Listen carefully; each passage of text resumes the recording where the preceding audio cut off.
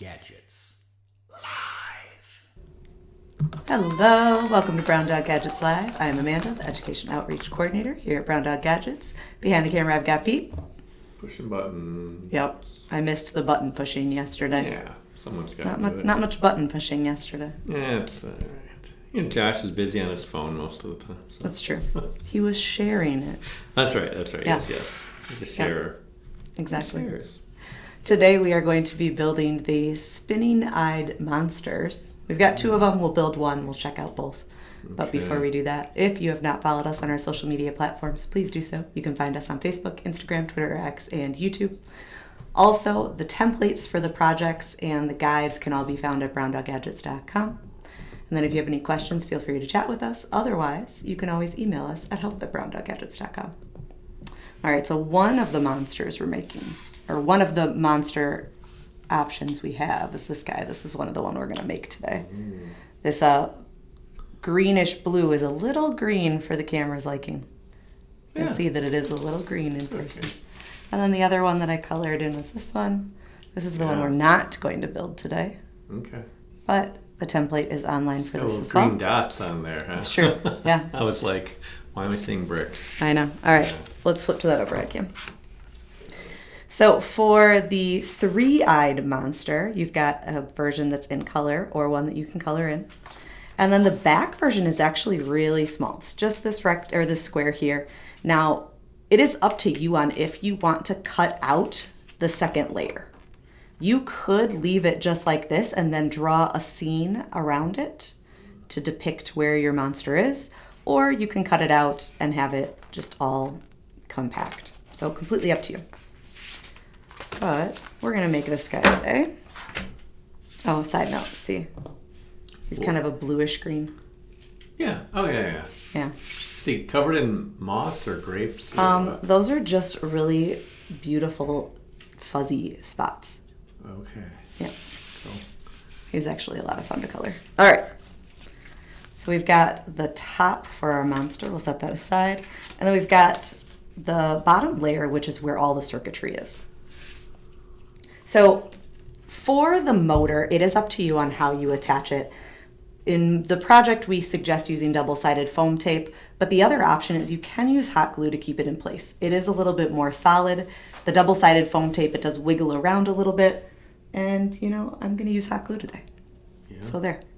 So what I'm going to do, I've got my barrel motor here. I'm just going to splay out those wires just so they're not in the way, and I'm going to put some hot glue right here and put my motor right on top of it. Then it'll be really solid for me. Now, you'll notice I didn't actually pay attention to which wire was going to which pathway. Oh, no. That's because it doesn't actually matter unless you care which direction your eye is spinning. Right. If you have strong preferences in that area, then I would test it out and figure out which way you need it to go. Otherwise, it doesn't matter. Right. All right, our motor is secure and somewhat vertical. Now we're going to take Maker Tape and build our circuit right on this card.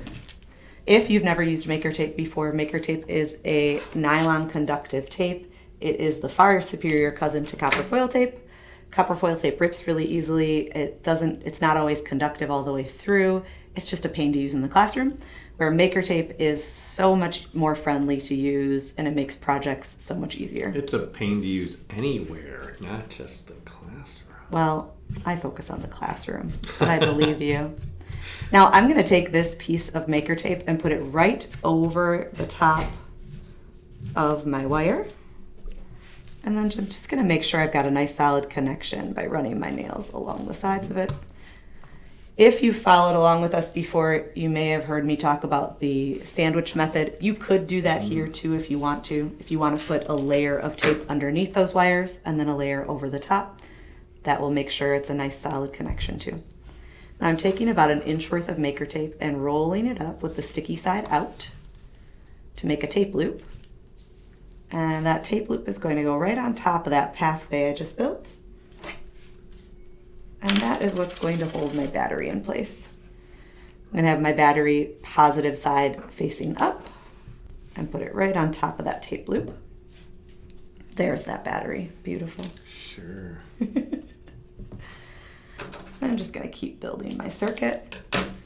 Take a piece of tape to the top of the battery and down there.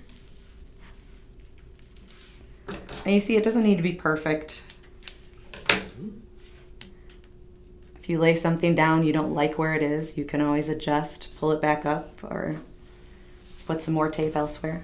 Got lots of options. Very versatile.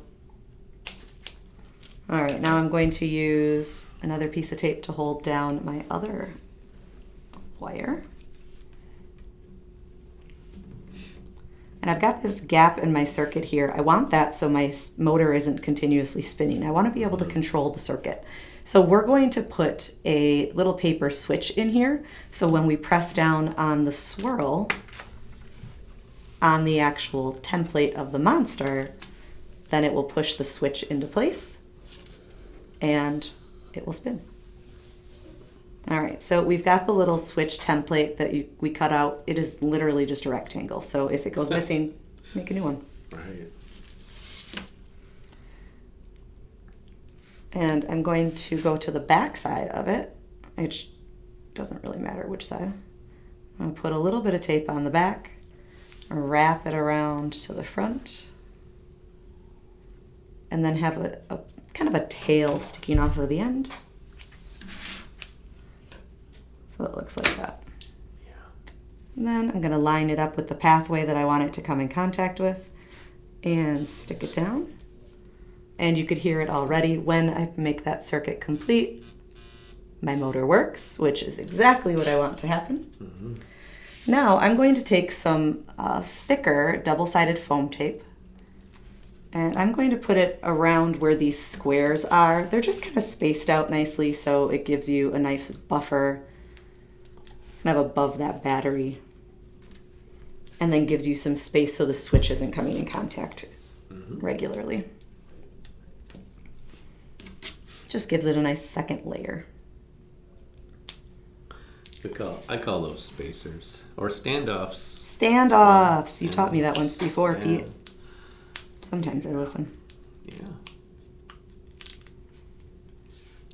One of the early projects, I made standoffs by cutting small pieces of paper like the switch and making them sort of like C-shaped and taping them down and like making a whole platform. Yeah, I think The tape works well too. I also did that in an early project. Yeah. Also, if you are ever struggling with getting the backing off of double-sided foam tape, you are not alone. It's true. Sometimes using a push pin or a safety pin and just kind of going through that very top layer and pulling up can work. Spooky. Right.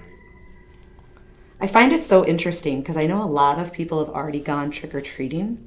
Yeah. But we go trick-or-treating on Halloween, so I feel like there's such a large gap between our trick-or-treating and everyone else's this year. Well, I was surprised on Saturday because I didn't realize it was happening in Milwaukee or Tosa or wherever. Yeah. But yeah, ours is on Friday in our neighborhood. Yeah. All right, so I've got my double-sided foam tape. I'm just going to take my monster where I did cut out a little hole right here. That's where the motor is going to line up and go through. I'm going to line up the front and the back the best I can. And just push down on that foam tape. Now, I'm going to attach my eye to the top of my motor. And I'm going to use hot glue again. This is a little risky though, because if that hot glue falls down past the top part and onto the barrel, then it won't spin. I was reminded yesterday, I saw a post from a friend that rubbing alcohol makes hot glue just kind of whoop, Oh, really? right off. Yeah. Huh. So if you do stick it down, you can probably clean it with some rubbing alcohol or something. That's a great idea. Yeah. All right, and that's on. And if I press my little spinny spot, and there we go. I thoroughly enjoy this project. You know, that monster has really nice teeth. Doesn't have all their teeth, but the ones they have looks Yeah. like they really took care of them, like It's true. brushed and, I mean, flossing probably very easy because Yeah. Some real Do they space. need to floss? Nothing's going to get stuck in there. yeah. Well, I mean, well, floss or water pick, good for the gums. Yeah. I guess. I don't know. Absolutely. You can So tell I went here- to the dentist this week. Ooh, Are our monsters nice. with spinning eyes. There we go. Good. Going crazy. Ah! Oh, that's making me dizzy. Okay. That's why I'm Awesome. here. So definitely check out the spinning-eyed monsters. This one's called the one-eyed monster. This is the three-eyed monster.